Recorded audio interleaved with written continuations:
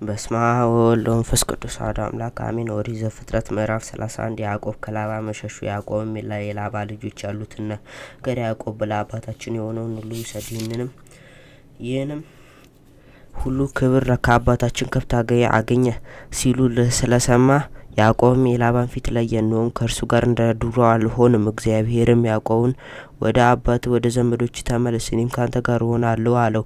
ያዕቆብም ልኮ ራሔልና ልያን ወደ በጎች መሰማሪያ ወደ ሜዳ ጠራቸው። እንዲህም አላቸው፣ ነው የአባታችሁ ፊት እኔ እንደ ድሮ ከእኔ ጋር እንዳልሆነ አያለሁ።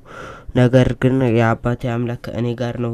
እኔ ባለኝ ጉልበቴ ሁሉ አባታችሁ እንዳገለገልኩ ታውቃላችሁ።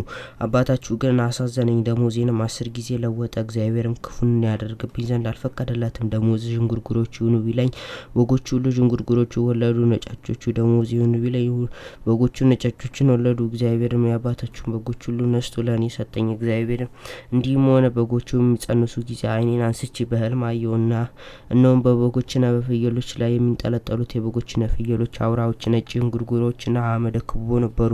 እግዚአብሔርም በሕልም ያዕቆብ ያዕቆብ አለኝ። እኔም እነሆኝ ምንድነው አልሁት። እንዲህም አለኝ፣ ዓይን አቅንተህ እይ፣ በበጎችና በፍየሎች ላይ የሚንጠላጠሉት የበጎች የፍየሎች አውራዎች ነጭ አመደ ክቡብና ዥንጉርጉሮች ናቸው። ላባ በአንተ ላይ የሚያደርገውን አይቻለሁና ሐውልቱን ዘይት በቀባህበት በዚያች ስለ እኔ ስለት በተሳልባት ሀገር የተገለጥሁልህ ፈጣሪ እኔ እግዚአብሔር ነኝ። አሁንም ተነስተህ ከዚህ ሀገር ውጣ፣ ወደ ተወለድህባት ምድርም ተመለስ፣ እኔም ከአንተ ጋር እኖራለሁ። ራሔልና ልያም መልሰው እንዲህ አሉት፣ በአባታችን ቤት ለእኛ ድርሻ ወይም ርስቱ በውኑ አለን? እኛም በእርሱ ዘንድ እንደ ባዕድ የተቆጠርን አይደለንም። እርሱንም እኛ ሽጦ ዋጋችን በልቷልና። ስለዚህም እግዚአብሔር ከአባታችን የነሳው ይህ ሁሉ ሀብትና ክብር ለእኛ ለልጆቻችን ነው። አሁንም እግዚአብሔር ያለንን ሁሉ አድርግ። ያዕቆብም ተነሳ፣ ልጆቹንም ሚስቶቹንም በግመሎቹ ላይ አስቀመጠ። መንጎቹን ሁሉ የቤቱን ዕቃ ሁሉ በሁለቱ ወንዞች መካከል ሳለ ያገኛቸውን ከብቶች ሁሉ ይዞ ወደ አባቱ ወደ ይስሐቅ ወደ ከነዓን ምድር ሄደ። ላባ ግን በጎቹን ለመሸለት ሄዶ ነበር። ራሔልም ለአባቶቿን ጣዖቶች ሰረቀች። ያዕቆብም ነገሩን ከሶርያዊው ከላባ ሰወረ፣ እንደሚሄድም አልነገረውም። እርሱም ያለውን ሁሉ ይዞ ኮበለለ። ተነስቶም ወደ ወንዙን ተሻገረ፣ በገለዓድ ተራራም አደረ። ላባ ያዕቆብን መከታተሉ ለሶርያዊ ላባም ያዕቆብ እንደ ኮበለለ ነገሩት። ላባም ወንድሞቹን ሁሉ ይዞ 3 ቀን መንገድ ተከተላቸው፣ በገለዓድ ተራራም ላይ አገኛቸው። እግዚአብሔርም ወደ ሶርያዊ ወደ ላባ በሌሊት በሕልም መጥቶ በባሪያ በያዕቆብ ላይ ክፉ ነገር እንዳትናገር ተጠንቀቅ አለው። ላባም ያዕቆብን አገኘው። ያዕቆብም ድንኳኑን በተራራው ላይ ተክሎ ነበር። ላባም ወንድሞቹን በገለዓድ ተራራ አስቀመጣቸው። ላባም ያዕቆብም አሉ፣ ለምን እንዲህ ያደረግህ? ከእኔ በስውር የኮበለሉ ልጆችህን ሰርቀ በሰይፍ እንደማድረግ የወሰድሃቸው ብትነግረኝ ኖሮ በደስታ በሐሴት በዘፈን በከበሮ በበገና በሸኘሁ ነበር። ወይስ ወንዶችና ሴቶች ልጆችን ስም ዘንድ አይገባኝም? አሁንም ይህን እንዳላዋቂ ያደረግህ። አሁን በአንተ ላይ ክፉ በማድረግ በቸርሁ ነበር። ነገር ግን የአባትህ አምላክ ትናንት በያዕቆብ ላይ ክፉ እንዳታደርግበት ተጠንቀቅ ብሎ ነገረኝ። አሁንም የአባትን ቤት ከናፈቀኝ፣ ነገር ግን አምላኮች ለምን ሰረክ? ያዕቆብ መለሰ ላባን እንዲህ አለው፣ ልጆችና ገንዘቤን ሁሉ ከእኔ የምትቀማኝ ስለመሰለኝ ስለፈራሁኝ አደረግሁ። ያዕቆብም አለ፣ አምላኮች የምታገኝበት ሰው ግን እርሱ ይሙት፣ ገንዘብ በእኔ ዘንድ ካለ በወንድሞቻችን ፊት ለአንተም ውሰደው አለ። ያዕቆብም ሚስቱ ራሔል እንደሰረቀቻቸው አያውቀውም ነበር። ላባም ወደ ያዕቆብ ድንኳንና ወደ ልያም ድንኳን ገባና በረበረ አላገኘም። ከዚያም ወጣና ወደ 2 ቁባቶቹ ድንኳን ገባ፣ ነገር ግንም አላገኘም። ወደ ራሔል ድንኳን ገባ። ራሔልም የአባቶቿን ጣዖቶች ወስዳ ከግመል ኮርቻ በታች ሸሸገች፣ በላዩም ተቀመጠችበት። ላባም ከድንኳኑ ሁሉ ፈለገ፣ አንዳችም አላገኘም። እርሷም አባቷ በጌታዬ በፊት ለመቆም ስላልቻልሁ ያቀለልሁልህ አይምሰልህ፣ በሴቶች የሚደርስ ግዳጅ ደርሶብኛልና አለችው።